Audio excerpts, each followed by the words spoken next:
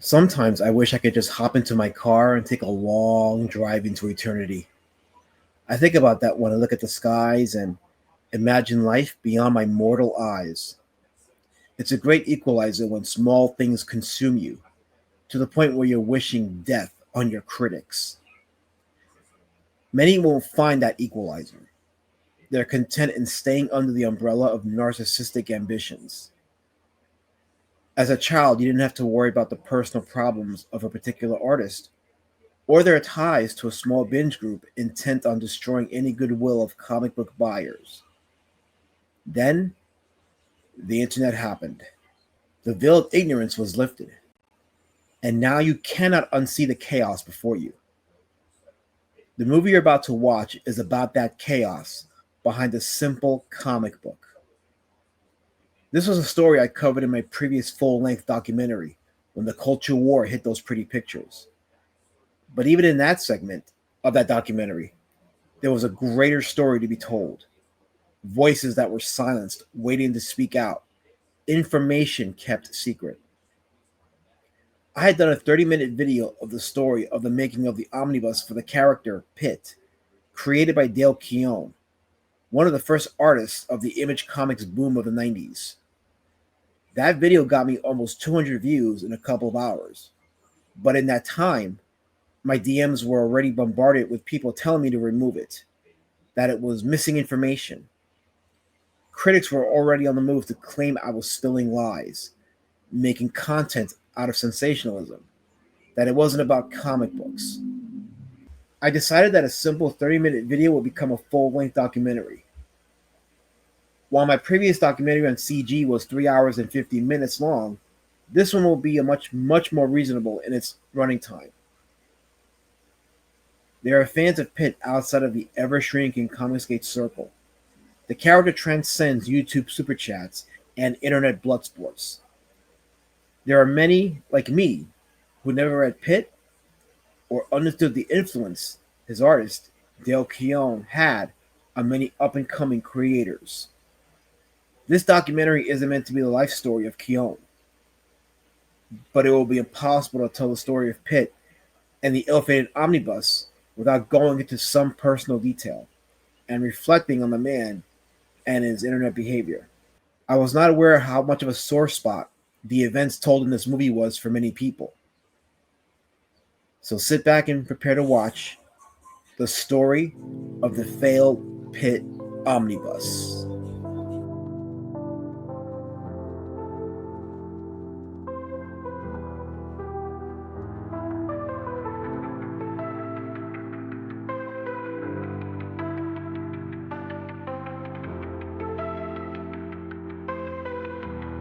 Pitt was a comic book character created by Keown and published by Image Comics, the first issue being in January 1993.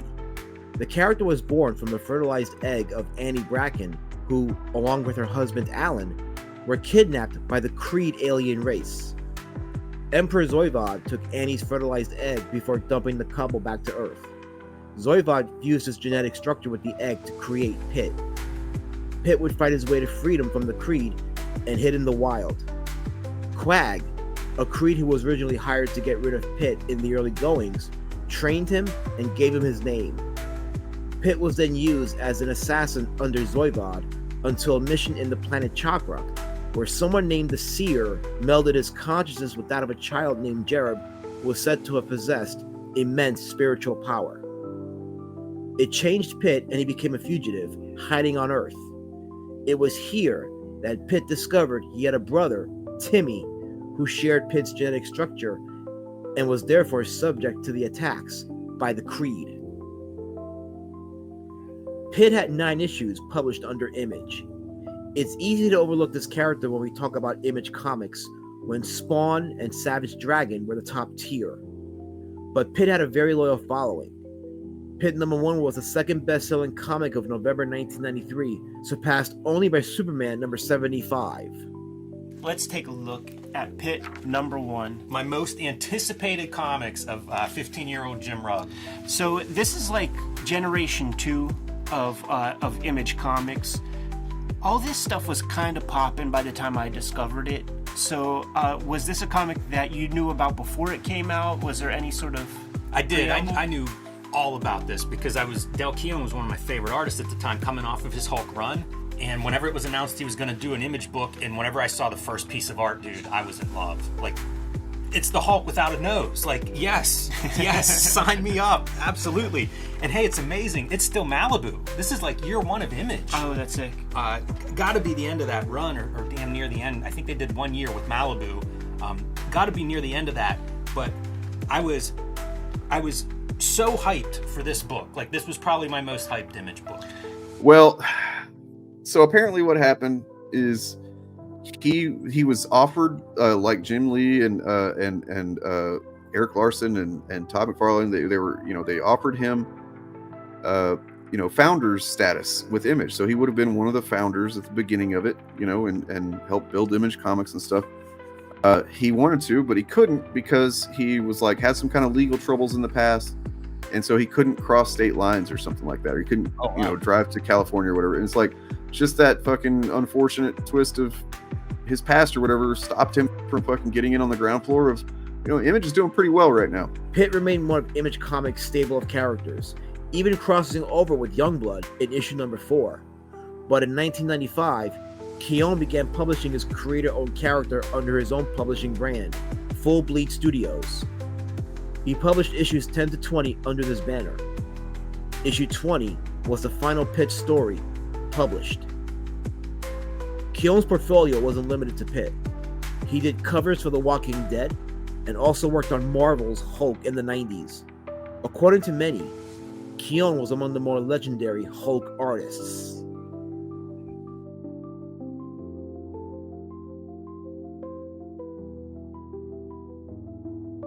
Ethan Van Sciver hinted that a big-time artist in the comic industry was about to come out and declare themselves Comicsgate. On April 15th, 2021, on EVS's closeout stream for Trent Kanuga's Creed Reimaginary, he revealed the name. My dad introduced me to this artist's work. For Zeta? He was collecting this particular book that he was working on. And he thought one of the lines of dialogue was so funny. He said, "Come look at this, son." And I looked at it and he said, "You gotta check out this artwork. This guy is fantastic. What is his name here?" And we looked at it and I think we pronounced it wrong, okay, when we first saw the name. But we were very excited about this artist. And I started to go, wow, I actually like this guy more than I like... I'm shivering as I say this. More than I like Todd McFarlane. And Todd McFarlane was, up until that point, my favorite artist. My favorite current modern artist. But this guy came in and was just better. It was just better by all every imaginable measure. Later on, right when I met Andrea at the mall, when I was working doing sketches, I was doing head sketches at the mall for people. That's how I was making my living. There was a comic book store, and people were still selling comics. Comics were still making a lot of money. And one morning I showed up and opened up my stand, and the comic book store opened and said, "Hey, Ethan, have you seen this new comic that just came out from Image? It's Rob called Liefeld. Pitt number 1 by my favorite artist, Dale Keown." Yeah. And I asked Dale if he would do Cyberfrog, and he said no. So we got... No, I'm just kidding. Went to Dale Keown during the 90s and begged him to please do a Cyberfrog cover for me. And Dale was very, very busy doing other things. Dale was a musician, and he was rolling in Image money, of course. It was the 90s. It was a great time. But we kind of stayed in touch, talked every now and then. Dale knew that I was a big fan of his. All right. So recently, Dale Keown, out of the blue, reached out to me and said, "Hey, I saw one of your videos and, pretty cool." And we just started talking. And I said, "I know I've asked this before. I'm going to ask you again." And I know I've asked you before and I'm going to ask you again. I was like, how do you feel about how much would it cost? Is there a price that would get you to draw Cyberfrog for me? Because that's been my dream. My dream has been Dale Keown Cyberfrog cover. And Dale said, "I'd love to." didn't even have to list a price. He just said, "I'd love to." Arranged a nice deal for him. He is going to be doing a wraparound cover for Cyberfrog 3 Red Extermination. I have shivers saying this because Dale Keown is somebody who, like I said, an enormous influence on everybody sitting here. Yeah. We all love his work. His work. Pitt. Mm-hmm.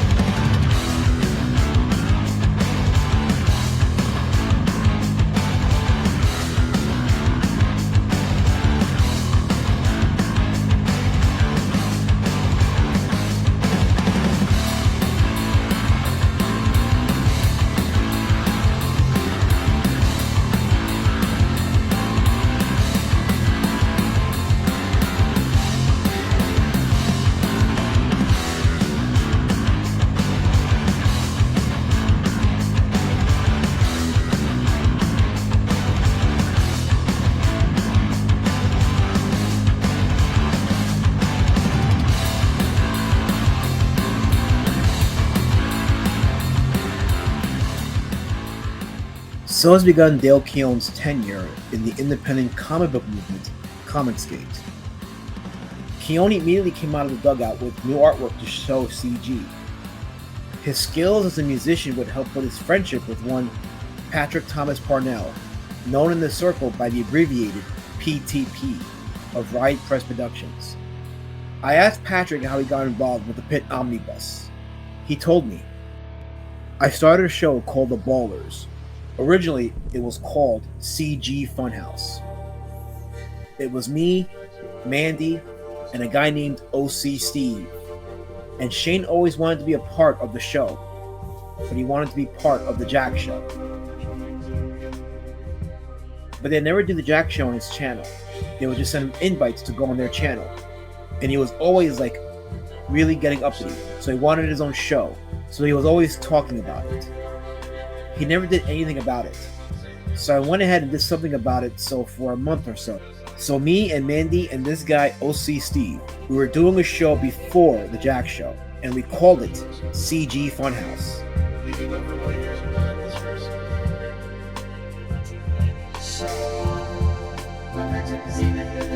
Originally, it was supposed to be like we were going to ask Irene to do the show because we were afraid, which is funny now, but we were afraid that Mandy would be too much drama. And so, like, Irene just kind of popped up on the scene. So we were like, let's ask Irene. But then we were like, Mandy's better with the mic. Let's get Mandy. And then the pact that I made with Shane was, if Mandy is any trouble whatsoever, any drama whatsoever, and this is after the cow stuff already came out, if there's any drama with Mandy, we're dropping it. We're not dealing with drama, you know? And we dealt with drama 3 different times with Mandy, and that's when I was out, you know? I built on a show that I created, you know? Shane can say whatever he wanted, but I was the organizer behind that show. I knew that. Ethan knows that. Even though I was the quiet guy, I was the guy that held everything together. I was the guy that got Eric July to come on. I was the backbone behind the show. But regardless, what happened was it was me, Shane, Mandy for a while, and then Dale popped on the scene. And Dale and I hit it off really well because Dale is a musician and I'm a musician and we're both bass players. So Dale and I hit it off really, really quick. And I was talking to him very, very regularly. And just one night I was talking to him and it was like Friday night. And I was like, oh dude, I gotta let you go. I'm doing Ballers. And then I was like, hey, would you want to come on? And he was like, yeah, sure. I'll come on. We had a good show. People were happy to see Dale, you know? And then the next week we were kind of like joking around and I was like, hey, I'm going to send Dale the link again. And they're like, yeah, sure. Send Dale the link. So we sent Dale the link again. And then, but it's their show. We're just like, let's just ask Dale to be a part of the show. So that's how Dale got involved in the show, was by me inviting him, and then, you know, Shane and Mandy wanting him there because it helped with the users or whatever. But it's how we got to the omnibus, and there's a lot of things in between, but Dale is not good financially. Dale is a beautiful man. He's probably one of the best comic book artists in the world.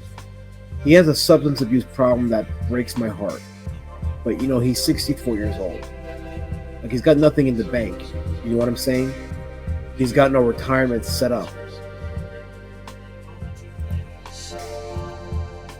Dale's involvement with the CG Funhouse crew led to a partnership of sorts with Mandy Summers.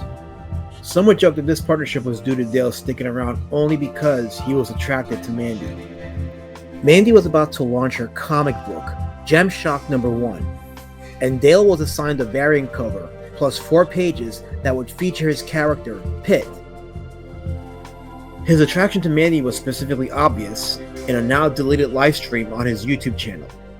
He starts off on a rant about what Marvel Comics had done with the Incredible Hulk, a character Dale had become synonymous with in the 90s. Mandy, where are you? Come in. I need help. I need help on my first live show. They ruined the Hulk. I gotta be careful. They inserted their penis into the Hulk's rectum without any lube. You understand what I'm saying? I'm the biggest Hulk fan in the world. There's nobody that compares to me. Nobody. I am the last connection to the Hulk, and they took my best friend and they fucking raped him. The fuck? I hate them so much. I hate Marvel. I hate Disney. I fucking hate them. Why did they take my best friend and fuck him up the ass? You fucking assholes. I'm really pissed. I'm really fucking... He then goes into proclamations about his love for Mandy Summers. I'm going to show my dick.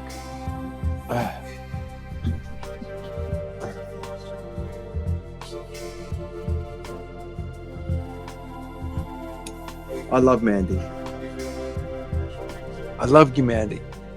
I love you, Mandy. I love you.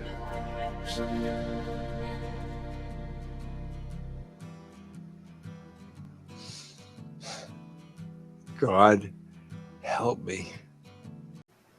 I freaking love Mandy. Fuck.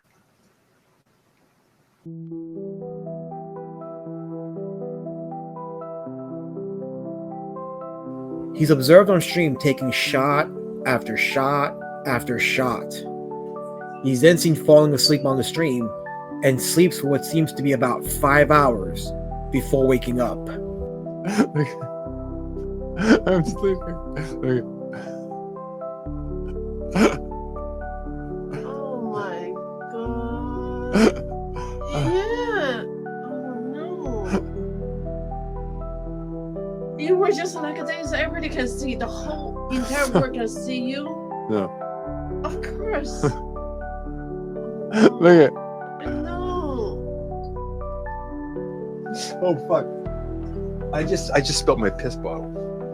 This livestream got a write-up on Bleeding Cool. There have been concerns by many people regarding Dale's substance abuse history. But as much of a low point as that stream was, the high point would come when the announcement was made that Pitt will be returning, not just in an omnibus, but also with a new story. The writer would be Phil Diaz. It always sucked that Pitt ended at issue 20. I thought there were some cool storylines being set. It was all at set that up. point. It was on a cliffhanger, man. We got introduced to dude, that necromancer character that was like being prophesied No, throughout dude. the whole series. all that stuff's coming back in the new series. Yes. I mean, I'm working with Phil Diaz. We're working on a Pitt story, No shit. and he's reading all the breaking issues. news He's right pulling. there. Yeah, he's getting kind of meta, you know. Oh damn. Oh shit. Hell, he's out. All right. No, but I mean, if Phil has great ideas. Phil Diaz. This is to you, buddy. Initially, Dale did not reveal Diaz as the writer due to Diaz's superstition about jinxing the project. Any more Pitt? Is there going to be a Pitt Omnibus? What are you thinking? I mean, you're working on the Salamandroid thing for Ethan, right? 100% there's going to be Pitt. There's actually, I'm working with somebody else in Comicsgate, and we're working on a Pitt story, like a 48-page Pitt story. Oh, really? Right now. Awesome. Nice. Okay. We're like back and forth. We're like ideas and stuff. And I like working with him because I don't want to say who it is because I think he's a little bit superstitious. He doesn't want to jinx it. Oh, no, that's fine. That's cool. Honestly, Makes sense. like I don't give a shit. Working on it, though, and But that's- I don't want, but he's really great. And he's come up, like I would give him the ideas I had for Pitt. And he would go, what if we did this? And I went, oh my God, you're right. Okay, what if we did that? Because he's a younger guy than I am. I would probably just do the same thing I've done before. DMs obtained show that Keown was absolutely willing to work with Diaz. Phil shared ideas for Pitt, which Dale said he absolutely loved. Diaz would then say, if you like me to write it, I could get a head start while you're working on art for Ethan. We could chill and talk story, and I can get a plot outline going for structure. Dale replied, I would love that, dude. We have time. He also said, I would cut you in as the writer. Get a chunk. Phil replied, that's exciting, man. I appreciate you taking a chance on me. Dale then replied, I feel good about it. The two tallest from Comicsgate. While there was no doubt that Diaz was writing a new Pitt book, there were conflicting accounts of who was originally tasked to do the omnibus. From the available testimonies of both Diaz and Patrick Thomas Parnell, as well as what Shane Davis stated publicly later, I attempt to bring together what went down regarding the production of the Pitt Omnibus. The Salamandroid job. Yeah, I'll do it, man. If you're, I know people want Pitt out of you. That's the thing. I don't know what to do anymore. I'll do it. I'm selfish, or I think you'll probably do better with Pitt than you would Salamandroid. I'll do whatever. I got to make a steady income. Yeah, I gave you like an offer, like a flat fee for the Salamandroid thing, and it's good. I think it's a respectable amount of money, but yeah, I like it's it. nothing compared to what you're going to get for Pitt. I know. We should just do Pitt, dude. And I'm serious, Dale, like for real. Like let's settle in and let's get it going. And the Diaz brothers are going to publish it for you. You don't have to worry about that. They'll fulfill Those it. guys kick ass. Yeah, they're really good. How is that going to come? How easily is that going to come about, Dale? Because I've heard rumors out there that you've got the original Pitt files sitting down in a basement somewhere on zip drives. You remember those things, those zip drives? Yes, I do. I don't even know if it's going to work. How reliable they were. No, back when I have pretty good luck. I'm crossing my fingers on this one. Yeah, they're all on zip. When Ollie Optics used to color Pitt, they just put them all on zip drives. And I got boxes of them, but I don't know if I have all of them though. That's the thing. We might have to bridge the gaps. It's possible to do. I've been doing pre-press in my day job for 20 years or so. We can do it. We can rebuild. We can reconstruct from the printed items. It'll just be a work, man. But here, I was talking to Maddie Fowler at Fan Expo this past weekend, and he works with big old school Konami artists who did all the box art for like Contra. And that's what they do when they scan that old art in, and they use this kind of like prototype technology to make everything high res again. So he's like, if you need any help with that, Phil. So we might be calling on. Well, if ever there was a book that needed it, judging by the enthusiasm in the chat here and everything that we've heard, it would be Pitt. The process will be similar to what was done with a Tom Dubois video game art book, in which the original art files were AI upscaled, and then Tom would make tweaks with the final colors before approving of the upscale. Dale had kept all artwork and files connected to Pitt in a storage unit. But as of 2023, the storage unit went into foreclosure after a long period of non-payment. It has been said the original Pitt files were lost due to the foreclosure. for an omnibus would involve the upscaling from the pages of the comic and then tweaking them, much like how it was done for the Tom Dubois book. A short campaign was launched by Van Sciver's All Caps Comics, featuring 4 new Pitt posters, including an adaptation of the cover of Pitt #1, all done by Keown. Any collection of Pitt comics, however, would most likely not be able to include Youngblood #4. In August 2019, Youngblood creator Rob Liefeld revealed that he had transferred the rights to Youngblood over to Andrew Rev of Terrific Productions, LLC. Then in October 2024, Liefeld announced he was returning to the series to write and draw new stories. This was due to the partnership he formed with the current rights owner for Youngblood, Platinum Studios Inc., and its CEO, Scott Mitchell Rosenberg. Then, a bomb dropped.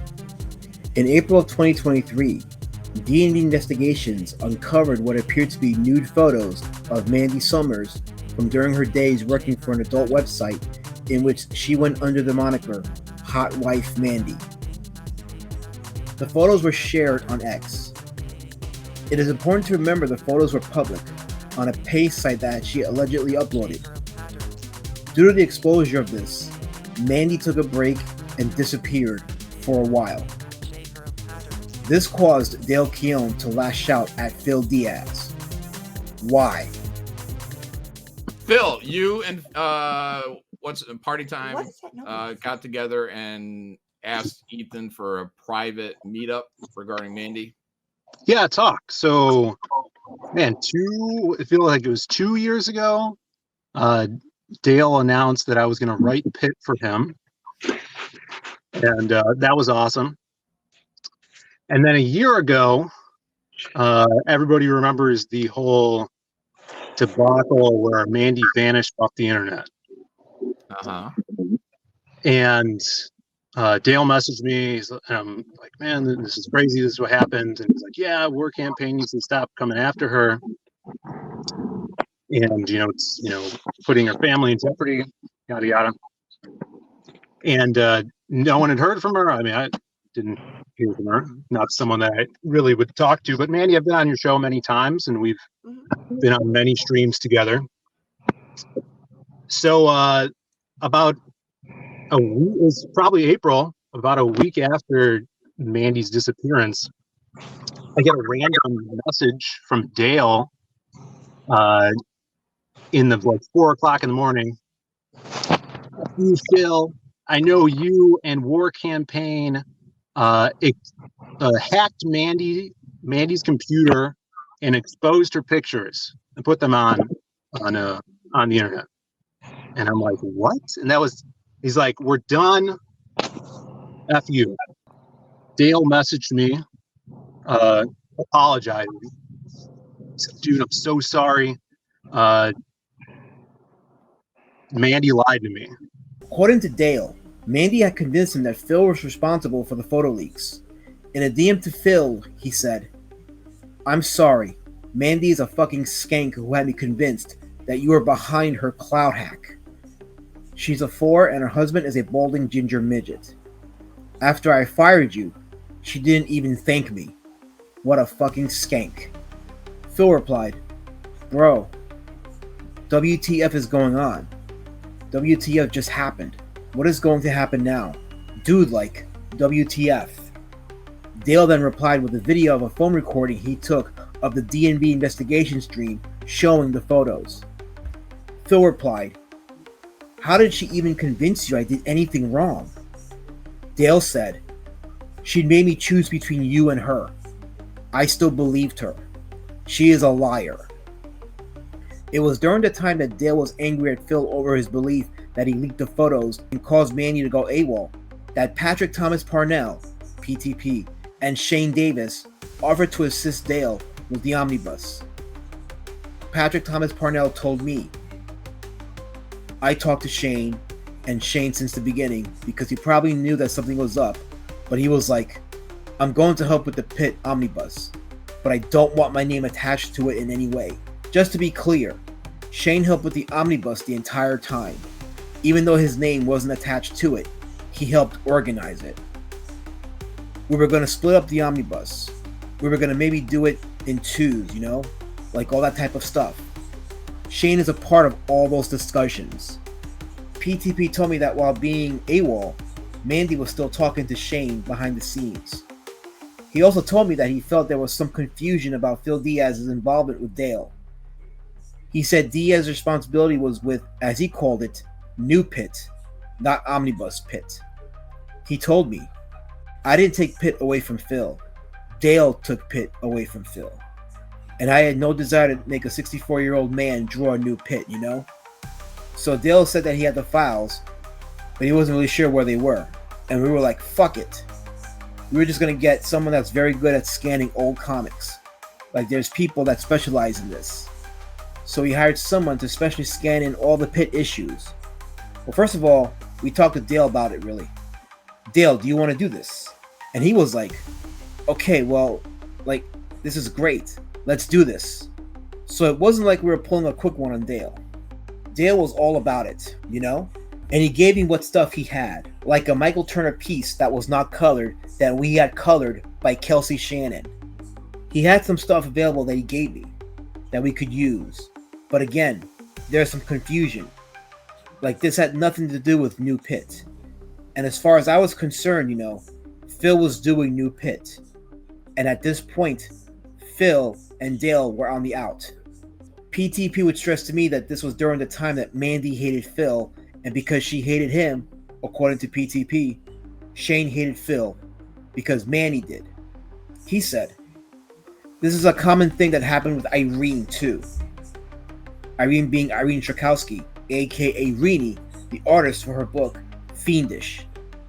Oh, whoa. Big draw to Irene Strakowski for bringing Shane Davis in here after calling him drunk multiple times on her stream, after piggybacking off his stream to then go launch her own stream.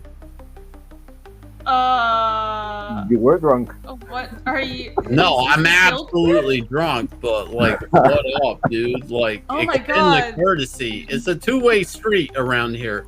Promote campaigns, get your campaign promoted. It's a two-way street. You are definitely still drunk. All right. No, I'm definitely like, dude, like, promote and promote and be promoted. I do that, Shane. Oh my God, I'm glad you're the thermometer up my ass for what is drunk and what isn't. Yeah. I do think I am a good judge of that because I am not drunk. I don't think you are because you're a lonely cat lady.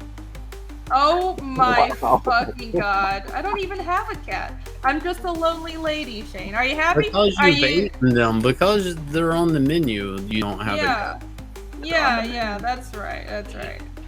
Am I the object of your anger now? You're just gonna take it all out on me? No, I don't know. Like, why did you come in my stream? Why did you come in my stream to call me drunk and then fire off your own stream and then like shun me and then ostracize me for being drunk? That's not what happened. In the way that you put it, that's not what happened. That's not the correct order. Yeah, you're reading it in, like, once you sober up, you'll see that that's the crazy way of reading what happened. Because you said it's crazy or because it's crazy? Because it is, because I went on your that's stream. the fact it's crazy, because it's not an opinion, because it's actually crazy. No, because the way you're framing it is incorrect. I went on your stream. I mean, I just DM'd you this. I told you, but I went on your stream because you were a concerned friend to then come to your stream and ostracize me for being drunk.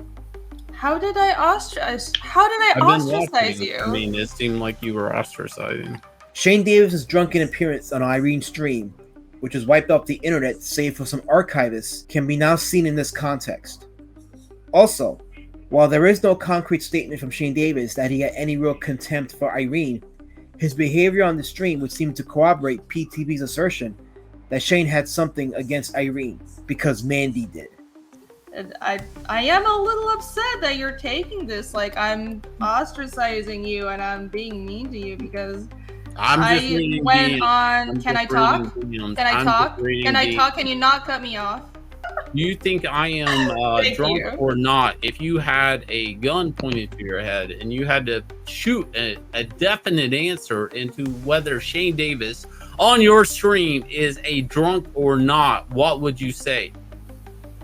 I don't know. It seemed like earlier you were pretty clearly drunk. Earlier, right? So I don't want to rub it in. Is drunk a relative term with a active metabolism?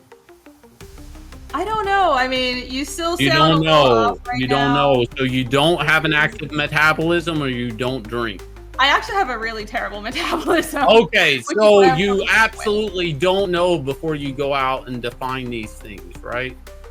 with. It seemed pretty. It seems you obvious. don't I know, wasn't- right? Before you go onto your own stream from coming off my stream and dictating I'm a drunk. I'm sorry if that offended you, Shane. No, it doesn't offend me. I'm just trying to figure out your grounding on this, what you know and what you don't know. It just seemed pretty obvious, but I wasn't. Seems trying pretty to- obvious to a single lady living with cats. Okay. Well, I don't have cats. I'm just single. Well, you're hungry, right? Again, I'm only Right, lonely. okay. I'm not a lonely cat lady. I'm only lonely. Now Chad is telling me to kick Shane. First, he No, told me you to bring him absolutely on. can. You absolutely can at any point in time. But I mean, I would just be wary about running around on your own live streams calling people a drunk or framing people as a drunk for the sake of getting views. I wasn't trying to get views. Okay. That's not what I was doing. I was trying to help you. You said many things about me tonight. Many, many things. And I don't know if you're going to remember all of them, but they were. About a pierogi. You said many other things that were very not nice, Shane. But Oh, I'm so sorry. I can. I'm not gonna be bothered send me your about it. PayPal and I'll hit you up on that cover. I'm not going to be bothered about it. Mandy told me that you exposed her pictures and put them on the internet, made me choose between you and her, and I can't believe it. You know, she's really nasty. She's mean to me. She basically wanted me to fire you, and that's what happened. He's like, I'm super sorry, and I want to work with you in the future, but this is how. Oh wait, you're saying that Dale said that Mandy said to fire you as the writer of Pitt, or Yeah, and basically, I guess had him convinced that I was the one that leaked nude photos of Mandy and put them online, and that's what he told me what happened. Oh, and is this why the omnibus didn't happen, or does that have nothing to do with the omnibus? Yeah, so we were scheduled to do the omnibus as well with Dale, helping with that, and during that time, that 2 weeks or a month that I didn't hear from Dale, I guess Patrick and Billy started talking to Dale about doing the omnibus because I was like out of the picture with that. Then that's when the swooping happened, because after Dale apologized to me and started talking. Wait, what swooping? The swooping of Patrick onto the omnibus? Right, yeah. And when I started talking to Dale again, he's like, oh, we're all cool, but I'm going to do the omnibus on my own now, because he was already in the process of working it out with Billy and Pat. Mm-hmm. And then so we were kind of left in the dust on that. But yeah, I mean, I never brought it up or talked about it. People in the chat talked about it, and I appreciate that. But in the past, before that even happened, he would message me with problems he had with Mandy and stuff like that in the past, and him not wanting to use Pitt and trying to stop doing the pages for Gemshock and yada yada yada. But that goes way back with him, his kind of complaints about that. But when I got fired off of the job for Pitt, and all that stuff kind of spirals from that. I'm like, oh shit, Mandy tried to get me canceled off this project, and it's kind of messed up. While Phil Diaz was of the belief that Patrick Thomas Parnell swooped the omnibus from him, Parnell thought differently. He said to me, "I know there might have been talks about it, but what was always said was, and I think this was Phil's approach, was he wanted to do New Pitt first. And I'm not sure if that's the case, but I always heard Phil saying that he wanted to do New Pitt first. And I was like, that's a bad mistake, you know? Like, as far as I'm concerned, Dale's retired. They were talking about this for like a year and nothing was ever done, you know?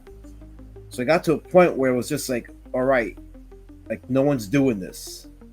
Like, let's just fucking do it, you know? Let's just help this guy out who was looking to sell his house. He was looking to move back with his parents that are like in the middle of the woods in Canada, you know? I mean, Dale was in bad shape. Like, he was not in a good place. And we were like, let's help him, you know?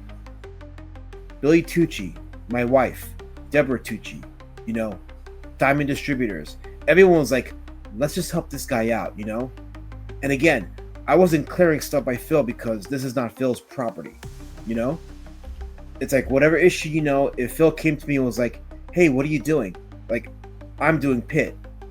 It's like, go talk to Dale. It's not your book. You know what I'm saying? It's Dale's book, you know, and he can give it to whoever he wants, you know? And at the time, they were on the outs. So as far as I was concerned, it wasn't happening, you know? So the conversation that Phil Diaz and Patrick Thomas Parnell had with Ethan Van Sciver about the Failed Pitt Omnibus and Mandy's alleged tampering. As it turned out, it was recorded and the file was leaked. Ethan had confirmed what many thought to be the case, that Mandy was trading sexual content, whether it was tame or not, with Comicsgate creators like Kyle Ritter in exchange for artwork. Van Sciver believed this to be the case for Dale Keown and Mandy, and that Mandy may have conspired to oust Phil so that she could write the new Pitt story. Mandy kind of said, help me, Kyle. Does this sound familiar? Help me. Kyle's obsessed. Please just tell him to stop it. Because Kyle didn't want to stop. They were jerking off together on camera. Kyle's sad and lonely, and so is Dale. That's what's going on with Dale and Mandy. And Mandy is most likely, I mean, here's the thing, like, Kyle was one step from me. Dale is just Dale. You know, I mean, like, why would, you know, you don't have to try to convince Kyle to bring her to me. She's got Dale. So that's what she's doing. She's sticking fingers in her asshole and her pussy on camera for Dale Keown. Most likely. Yeah. Most likely. I don't know that for sure, but most likely that's what's happening. Dale is giving her orders for what he wants to see, and she's doing it, and then making demands of him, like, you know, I want this and that. People are in her way. Maybe she wants to write Pitt. Maybe, I didn't know that. Maybe Phil's in the way of her writing Pitt. I don't like Phil. I don't know what Irene, maybe he expressed some interest in Irene at some point. That might be why, you know, she hates Irene. I don't know. I didn't know that either. Before I got fired off of Pitt, Dale called me. Well, he messaged me and he's like, I told Mandy I'm not doing the pages for Gemshock. I told her she can't use Pitt. I don't want her using Pitt. She takes me for granted. I've lifted up her career and she doesn't care at all.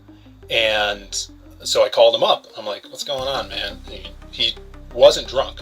And he was just talking to me on the phone, just being like, yeah, you know, she's doing this new show with Shane that we used to do together, and I'm done with it. She doesn't, you know, respect me at all. She doesn't appreciate that I lifted up her career, and I don't want her to use Pitt anymore.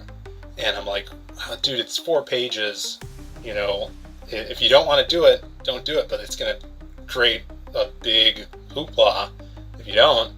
Maybe just knock them out really quick and wash your hands of it. I'm like, if you want me to write up a contract for her to sign that she can't reprint Pitt, these pages of Pitt, she can't, you know, use the images of your character after this, like, I'll do that. He's like, yeah, do that. And I did. And he never sent it to her because he wanted to keep the peace or whatever. But he was ready to walk away. He's like, dude, she says she has files on people. She's told me that she's going to ruin me before. But at the same time, Ethan, I think, like Pat's saying, their relationship is super volatile, or it seems like they argue with each other in DMs, and he's worried about the stuff that he's said to her getting out when he's drunk or whatever. That's the feeling I get from that situation. CG was stressful, and he doesn't like the politics. He said, and then we were talking about New Pitt, and he's like, don't mention the New Pitt stuff, if you could. And I'm like, what do you mean? And he's like you writing it because Mandy still thinks you're fired from the project, and I just want everything to be cool while I'm finishing the Jump Shock stuff. And I'm like, what am I supposed to do if people ask on stream? And he's like, just give a thumbs up. So he messaged me. Yeah. So I mean, now let's talk about the night before. The night before the Pitt Omnibus, Dale and I had a very long conversation, and everything was super good. I mean, it could have been any more clear. I showed him the bank account. I gave him the information for the bank account. We talked to the book guy on a call all together. Dale was there. He was feeling very, very good about the Pitt Omnibus launch. And then I went to bed early, and I told you this. He was supposed to go to bed early, and he did not. He stayed up drinking all night. And then he canceled it. He was like, I talked to John Malin. John Malin said I didn't have to change my address. John Malin, said that the bank account should be in my name.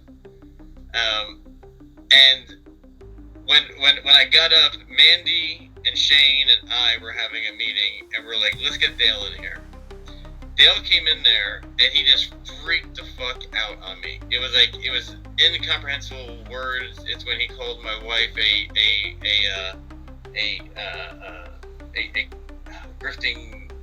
money grifting whore or whatever. I forget what it was. And that's when I was like, oh, listen, we're done. You don't have to convince me. This project's done. I've heard everything I heard to say. And he hung up. And Mandy was like, you see, I told you guys I wasn't lying. I wasn't lying. You see how he is. You see how he treats us. Blah blah blah.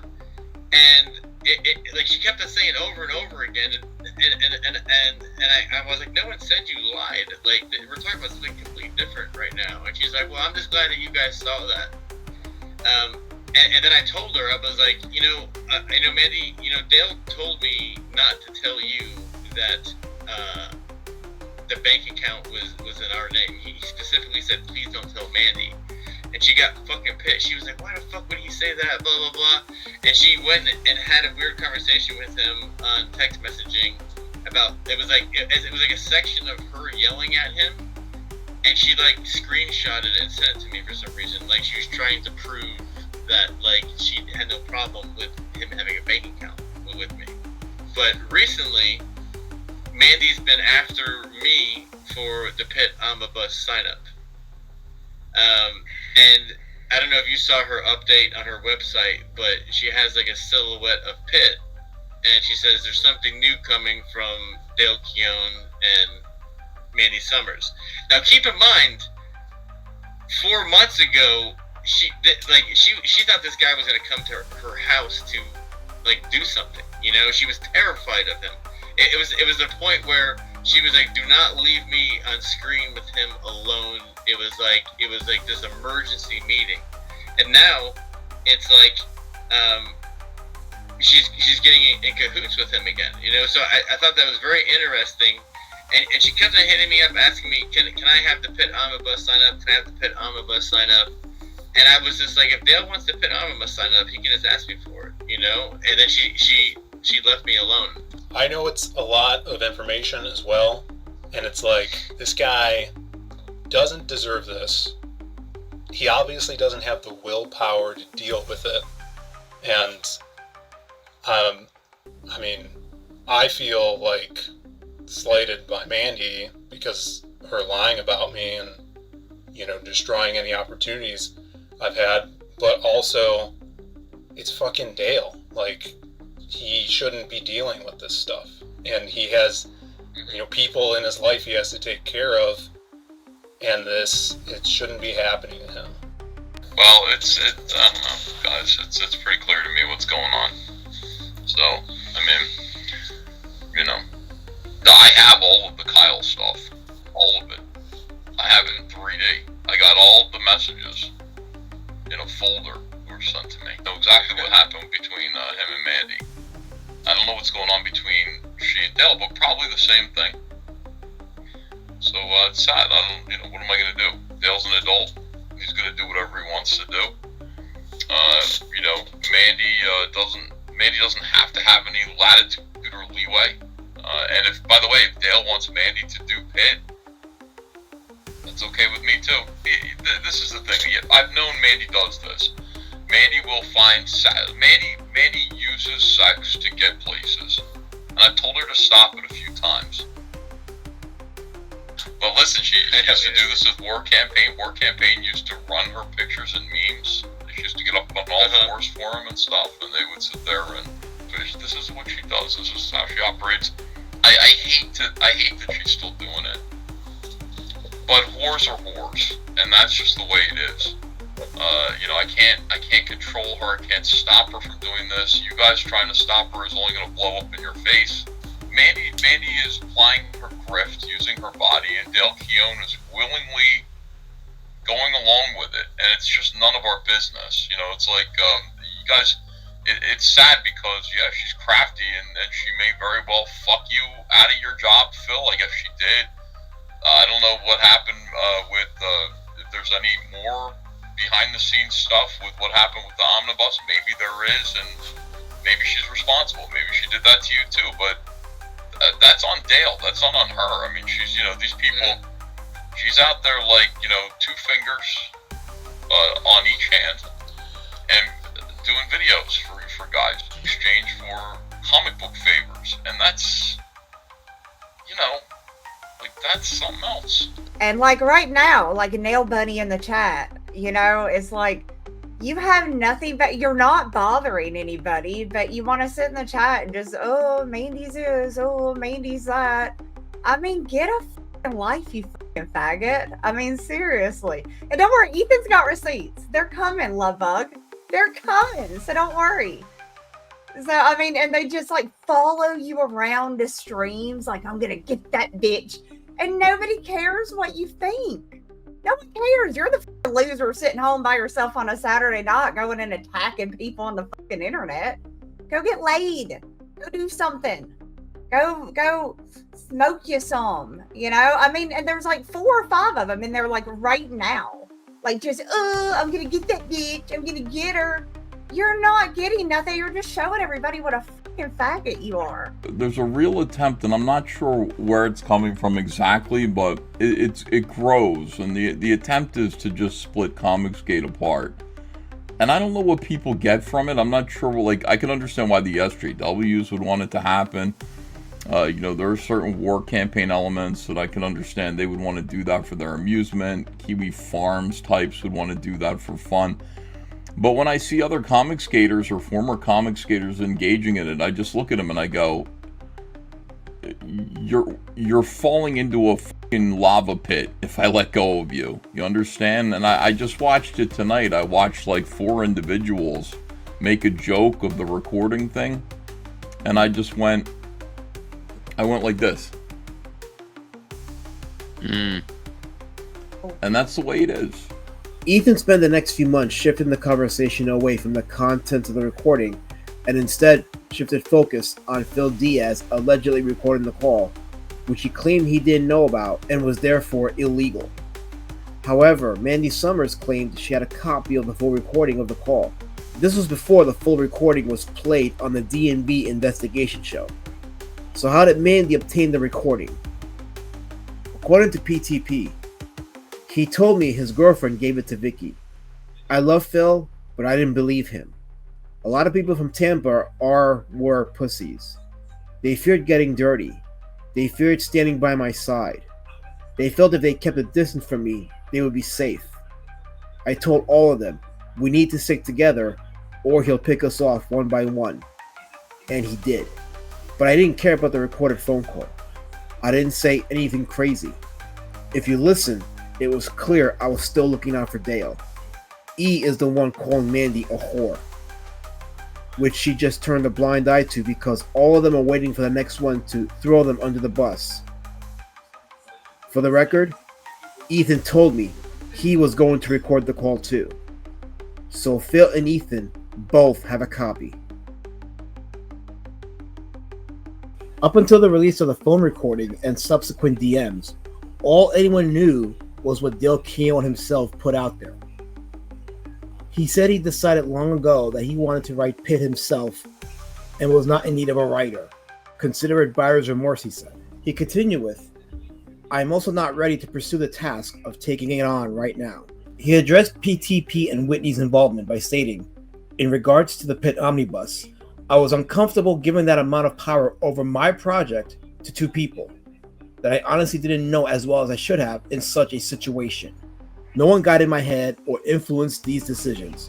No one controls my IPs but me. Finally, every working relationship I've had in Comicsgate has been strictly professional. The Omnibus was DOA. What happened? As of this video, the only ones who gave an account of the days leading up to the cancellation of the Omnibus were Shane Davis on a live stream and Patrick Thomas Parnell, both in the audio recording with Ethan Van Sciver and with myself. We will hear Shane Davis' account of what happened.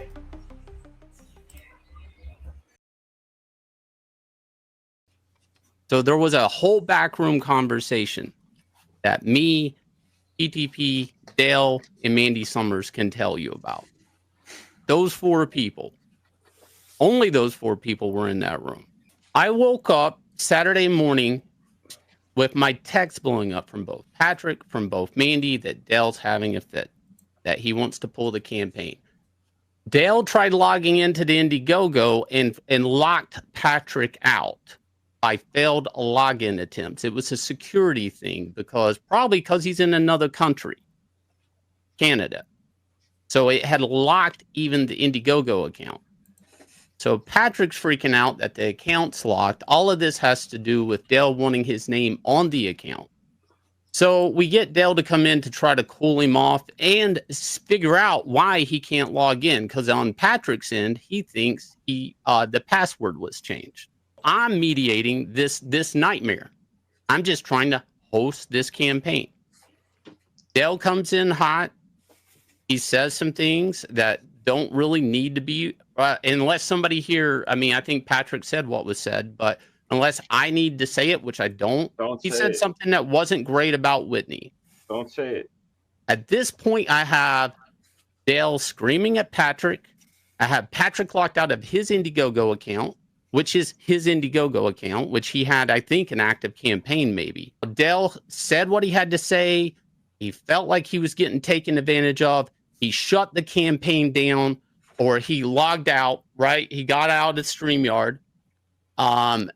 Through tech support, I kept talking to Patrick. Mandy's there. We're like, this is fucked up. I don't know what happened. Somebody got in his ear. Patrick gets back in. Dale's calmed down now. I'm even DMing Dale about this. Okay, Dale's calmed down. Dale comes back in, and he's apologizing. Patrick's like, I'm back in. I tell Patrick in the DM, I said, download that sign-up list. We're live, like in the back room. Mandy's there, Dale's there. I said, don't tell Mandy in case don't tell Mandy in case she reads it aloud to Dale. Dale's like, I'm sorry, let's just go live. I shouldn't have said it. I'm sorry. Dale's acting completely different now. And Patrick goes, no, I don't want to anymore. I'm like, okay, I've gotten these two guys to break fighting over what I'm supposed to do is launch a goddamn campaign. And I'm like, okay, break. We're already an hour over the launch not happening. Whatever. I shut this stream down, go into my YouTube, shut it down. It's already an hour we haven't went live. I've been mediating this bullshit the best I possibly can in the back room. And whatever state of mind Dale was at that point, I don't know. He came in hot. I got him to calm down. I got Dale to say he would go forward with it. I got Patrick saying fuck no, you said this about my wife. Just forget he said that, go forward with it. This is still on launch day? Yes. And you're taking an infant to the zoo instead of launching? Oh, Christ. I can't launch the campaign, Dan. I don't own the goddamn campaign, Dan. Patrick is the guy that can launch it. Yeah. So the next day, Whitney answers the phone. Whitney says to me, Patrick will just talk to you after the surgery. So at this point, Patrick's ignoring my calls on this. Next morning, I wake up to more texts telling me to go on a live stream to talk about this. That Patrick's mad. He's mad about CG trademark. He's mad about this. He's mad about that. And that was the stream that he went on. And that's when he called me. When's the last time somebody called you a pussy? And I said, what? I forgot about that. He wanted to fight you. Yeah, he called you a pussy. Yeah, and I'm like, whatever. You get 2 free swings. He's like, oh, I didn't mean it that way. I just want to know when's the last time somebody called you a pussy. He's like, well, I can't wait to see you in Tampa. And I'm like, okay, you get 2 free swings. So then goes the stream that Patrick goes on. And Ethan, you'll remember this because it was Father's Day and you had to come home and address the stream. Yeah. So then goes the stream where I'm not CG. It's trademark shit, whatever. I'm CG, but not my company. And he went on, he talked about the Pitt thing and everything. Now, in everything I've done, up until that, he called me a pussy. I'm like, Patrick, just calm the fuck down. I can't do anything with a guy that won't calm down. I can't help a guy that won't calm down. I don't have access to launch the campaign. He does. On PTP's account of the launch, he told me he had started a new bank account that he, his wife Whitney, and Dale had access to. Mandy was kept out of the loop on the new account. A meeting with the book manufacturer was also set up through Billy Tucci, a company that makes yearbooks, and the same company that printed Tucci's She. Patrick said, Dale was on cloud 9. He was like, I feel so good about this. He was like, this is actually happening. The pages looked like they were just brand new pages. He was just ecstatic. And then I gave Dale all the sign-in information for the Indiegogo. So there was nothing elusive. There was nothing trickster. Dale could see anything at any point whenever he wanted. So around 2 a.m, and Dale was sober at this time, around 2 a.m. Now I want to put a note. At this time, did you know that I had heart surgery? At this time, I was wearing something called a life vest, which is basically a defibrillator. But I thank Dale because I was like, this is giving me, I was really stressed out, but it was distracting me from my issues that I was having in my life. So I was like, thanks, Dale. This is giving me a purpose here. I was going to have heart surgery the following week, but I was like, before I get surgery, at least I can get this thing started for you. So 2 a.m, Dale was sober as can be, Or is actually, I don't know if Dale was ever really sober, but he wasn't belligerent drunk. He was normal. And I was like, Dale, go to bed. It's 2 a.m. We're getting up at 10 tomorrow. We're going to talk for a little bit. We're going to go live at 11. We're going to launch it. And we're going to launch at noon. It's going to be a big day tomorrow. And then they were going to do my channel. They were going to go to Bancroft. We were going to go to all the channels, Now keep in mind, still at this point, no help from Ethan or John. None whatsoever. This is all just basically me, So I go to bed feeling good. I wake up around 10 a.m. to a series of text messages where Dale, if you looked at them, you can see him getting more and more drunk. Patrick brought up the time when Indiegogo was caught sharing people's addresses. This plays into the next part of Parnell's account. So when that happened, Dale's address was live. And one thing about Dale is very hard to get a hold of. And I couldn't get a hold of him. So I just shut the sign up down because I was like, I don't know if he wants his address out there. So I shut it down, And then when we put it back up, I was like, Dale, just for the sake of you not being able to get in touch with, we're going to put it up in Whitney's name. Because at this point, there was a Comicsgate list through Indiegogo. Indiegogo had a list of Comicsgate people. So I wanted to put it in Whitney's name. And Whitney had really nothing to do with it except for she was going to help stuff the boxes. He was fine with it, He was fine with it. But all of a sudden, at 4 a.m, he was like, John didn't change his address on his book. Why did we have to change our address? Talk to me. I had some questions about this. And it was like every hour that went by, he was starting to get really angry about it. It was stuff that was starting not to make sense. It was like almost like it wasn't him talking, you know? And then it ends with him saying that I'm trying to steal money from him and that Whitney and I are trying to pull a ruse on him and that we're doing a money grab and we're trying to steal money from him. And it's like, what? So like Shane's calling me. And I'm like, dude, like what the fuck is going on? I was like, what happened? You know? I was like, he was just fine at 2 a.m. and now, you know, whatever. So Mandy, Shane, and I have a meeting. And I'm like, what's going on? You know, and they send Dale, like, Dale comes in. Dale is belligerent drunk. He's like, Pat, you motherfucker. You fucker. You're trying to steal any of my fucking money, you piece of shit. And he called Whitney a money grifting whore. And I was like, no, it's over. It's over, Dale.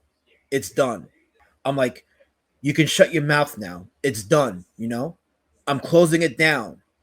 So I closed it down. I was like, well, that's done. We're not doing that, you know? So we kind of just sat around and Mandy was like, see? I told you he was an asshole. I told you he was an asshole. And I was like, Mandy, shut the fuck up. I never said he wasn't, you know? I was like, you're being very weird about this. No one ever disagreed with her that Dale sometimes is an asshole, you know? But she's like, I told you he was an asshole. But also, during those text messages, Dale referenced John a lot. He was like, John did this. John did that. John told me this. John told me that. I just talked to John. So the first thing I did was I called John. I was like, John, what did you and Dale talk about? And John was like, that's between me and Dale. You know, you kick, like I said, you kick the dog, and then how did film I the kick dog him? being angry, and then tell people he's a bad dog. How did I kick him? What was the first? You're being literal. You're being literal. No, I'm saying, what was it that I did to Dale Keown to kick Patrick? You didn't do anything to Dale Keown. I said that was the impetus of it, John. And all you had to do is clear the air and say, hey, I didn't do it. But instead, I don't have to do anything for anybody. That's right. Nothing. I don't have to do anything for anybody. If Patrick has a little fucking conniption fit, that's on fucking Patrick. Why would he have a plenty of conniption good fit, by though? Patrick. And it's not on me to start leaking my private conversations with Dale Keown to make Patrick feel better about himself. That's not what he asked for. That's not what he asked for. What did he ask for? What did he ask for? Do you think that he What was did he trying ask for? Do you think he was trying? He wanted to find out who fucked up the thing with Dale. It wasn't That's all here. he wanted. It wasn't here. Why do you But think nobody told him. It's Yeah, not I my told him job to it was get out in there. to fucking tell other Yes, people it my is. other conversations with Dale Keown. You're confusing the issue. Isn't that what John. you're just complaining to No, Ethan you're not. about? Yeah, look Me at and your Dale logic. had a private Look at your conversation. logic. Dale can tell Patrick anything he wants. Dale's a fucking adult. You guys are Absolutely. like babies for fucking protecting Dale Keown. Dale Keown, this is Dale Keown's project.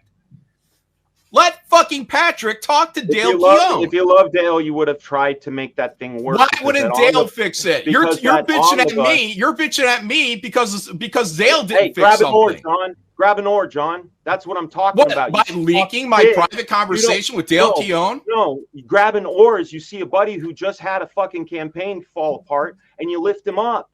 That's what Comicsgate is Dale about. Keown!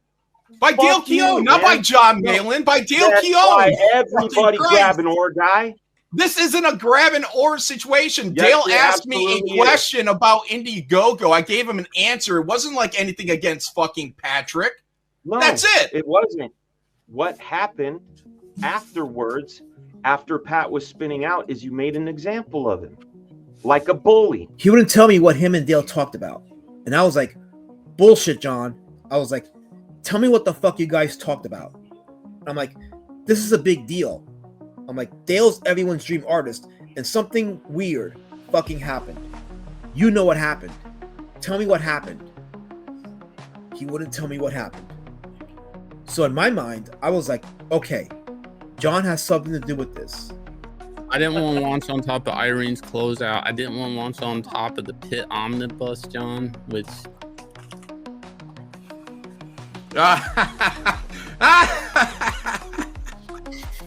It was the day after all this happened, and they're talking about the Pitt Omnibus falling through, and John is laughing like a villain, like he was behind it. So Ethan sent a post to John, and it was like, John, do you and I need to jump in here and save the Pitt Omnibus? And I called Ethan because I have his number. I was like, don't you fucking dare make it sound like I couldn't handle this.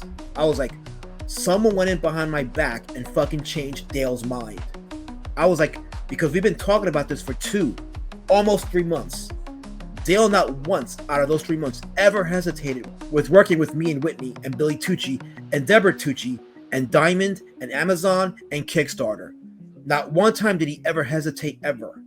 And then all of a sudden, in a matter of 4 hours, he was calling my wife a money grifting whore. I was like, someone said something to him, and I want to know who it is.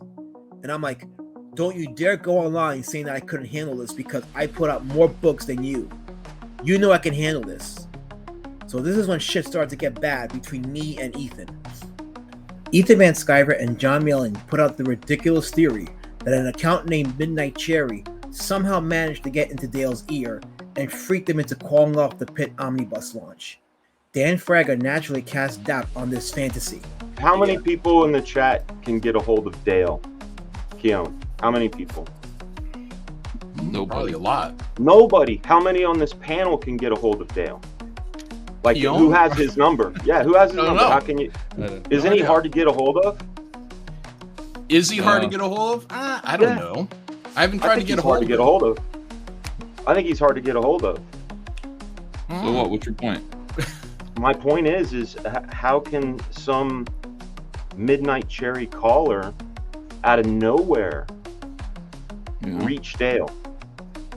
I have no idea. Oh, I see what you're saying. No, all he did was tweet him. He's not hard to get a hold of in terms of Twitter. He's always on Twitter. You have to follow somebody to DM somebody. No. He sent him a tweet to him. It was a tweet, not a DM. He sent a Then tweet. why was it a big mystery? Why was it a big mystery as to who whispered in Dale's ear? It wasn't. Everybody knows. Yeah. It was this guy. Not everybody knows. Wait, you know what happened? I don't know who whispered in Dale's ear. Yeah, but that's the word on the street. It was someone under account that was supposedly led by a guy named Midnight Cherry, but I don't know. So Ethan, he shut his trap real quick because he knew that I was fucking pissed off. Now, this is before my heart surgery. I was in pretty good shape.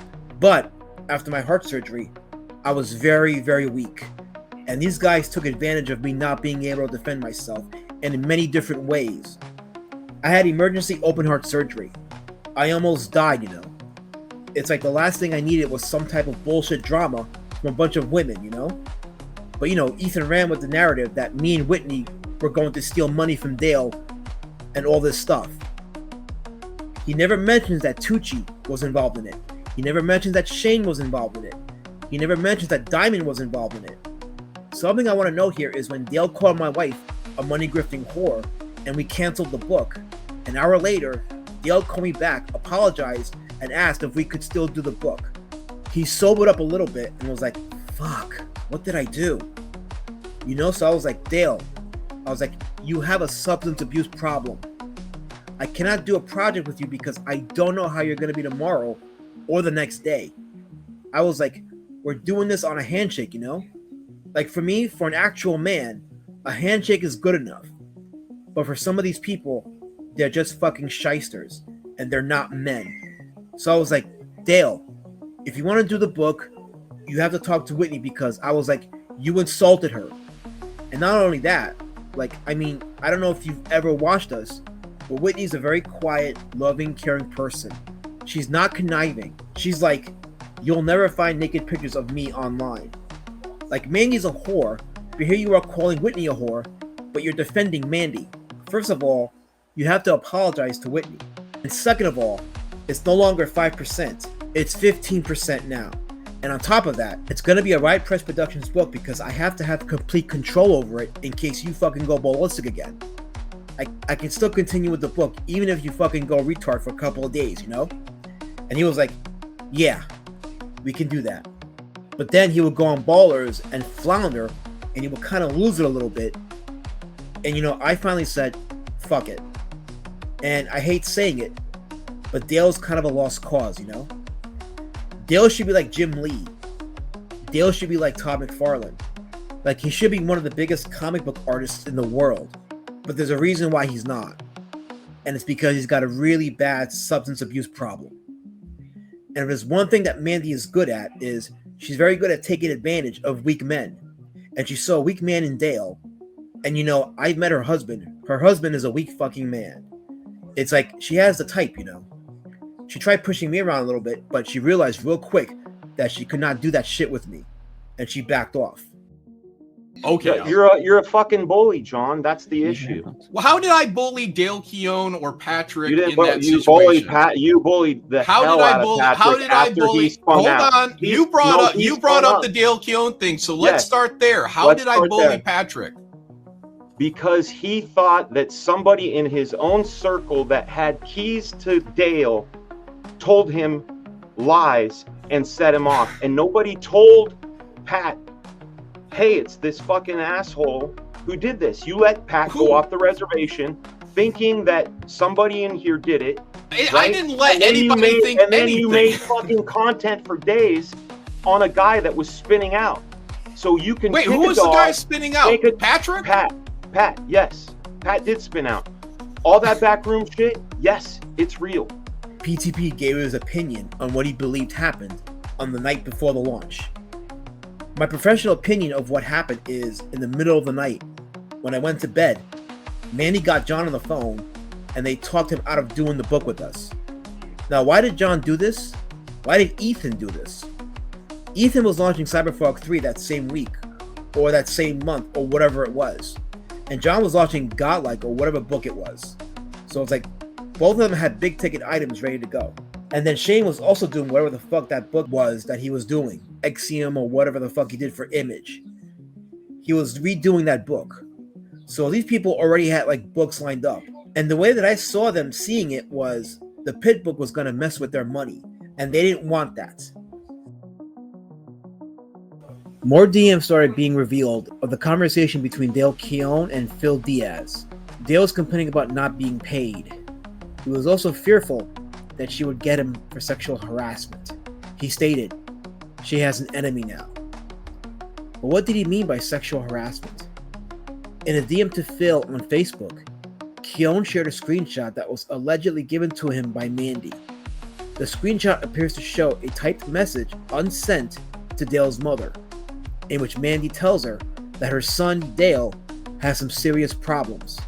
If you could speak with him about how he talks to females and his coworkers, I would greatly appreciate it.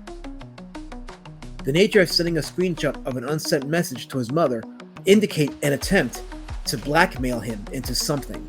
With the omnibus up in the air, that left Gemshock as the only book currently with new Pitt art, both in the variant cover and the 4 pages Dale features the character in.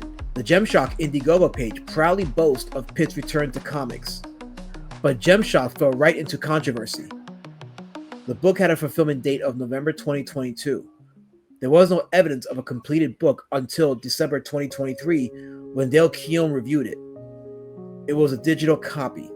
The Indiegogo began piling up with comments from disgruntled backers who were still waiting for their book. But 2024 came and went without the book being printed. On November 16, 2024, an updated post on the Indiegogo stated that the campaign page would close in 2 weeks and the digital files sent to the printers. But the next update on printing wouldn't come until May 31st, 2025, in which it was stated that the book was off to the printers. As of this video, July 2025, there is no word on the printed books. This begs the question, why has it taken so long for Gemshock to be printed? The answer can be found in a series of tweets between Mandy Summers and a comic book publisher called Tidal Wave Productions. It was revealed by a few keen eyes, and ultimately by the protective eyes of Tidal Wave, that Gemshock's physical appearance may have been swiped off the character of Diamond from their comic book, Jailbait.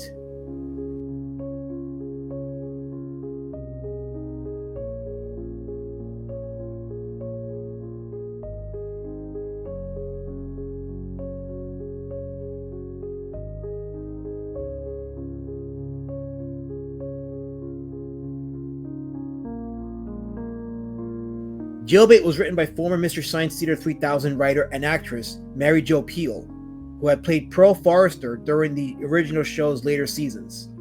Mandy had accused the comic of being a pedo comic on multiple occasions.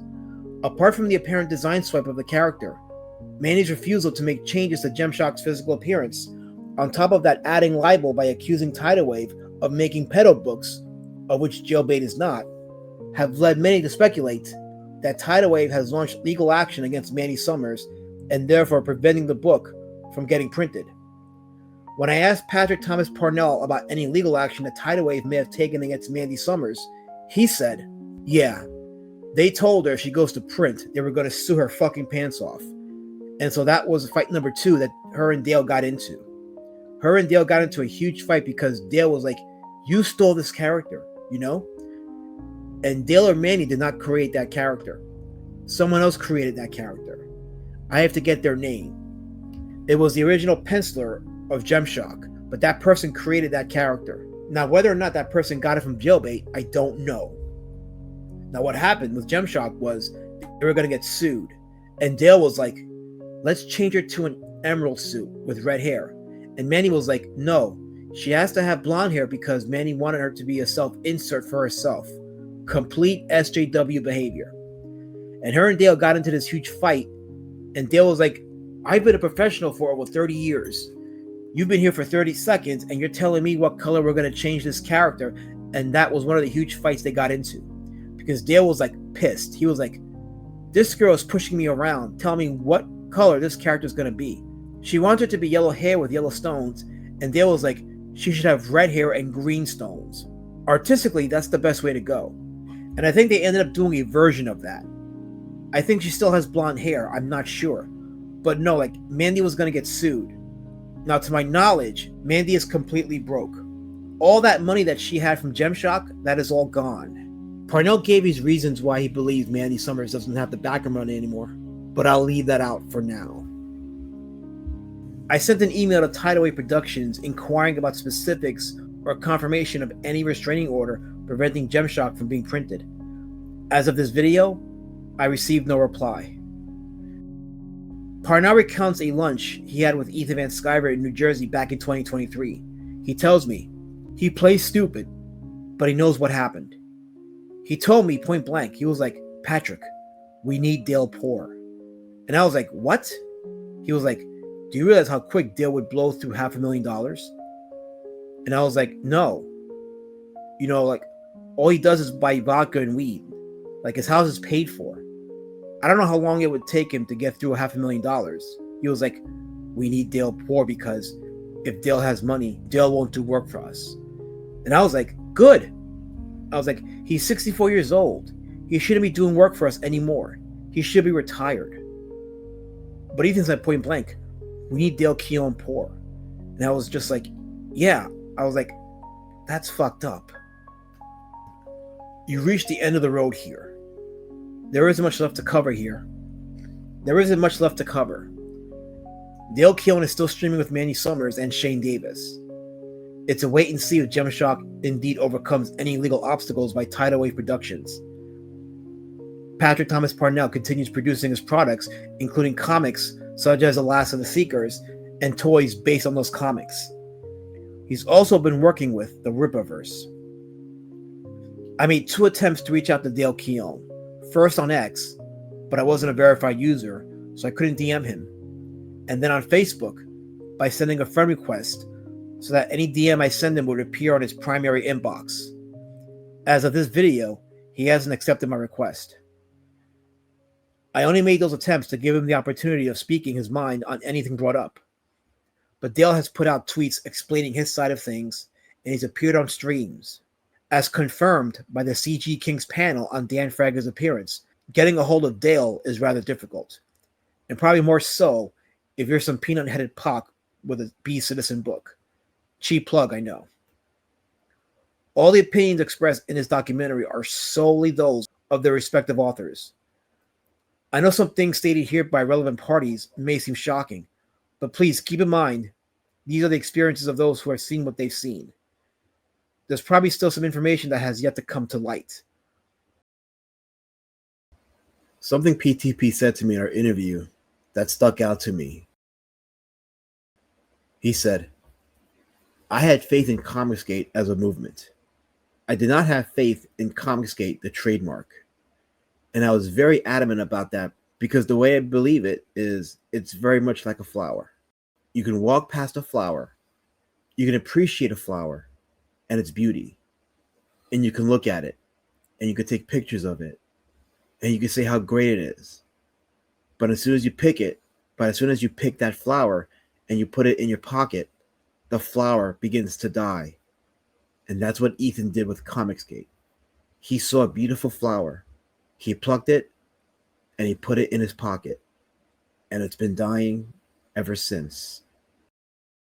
I don't get to talk to Dale anymore. Dale, I don't get to talk to him. I worry about that. I love Dale, and I told Dale one time, I said, Dale, stop partying so much. And Dale was basically like, then I went, you're right. But I don't want Dale to think I'm like a wet blanket or anything. I care about him, and I want him to do more work. I get it. Yeah. You're over here, so we want to see more comics out of you. That would be the thing. If we could get you to do a comic book, Dale, a comic book by you. If you produce a 25 pages of art and story, you are going to make, I promise you, there will be, after expenses, $100,000 in your pocket easily. Easily. That'd be nice. Bing. Bing. That's the noise it makes when it hits 100. Just 25 pages. We'll give it a nice cover to make it worthwhile, but we just 25-page Pitt comic by you, and I think it's going to earn $250,000 at least in funding, and that'll be $100,000 profit into your pocket. And I know we can make that happen. I know it. Let's do it.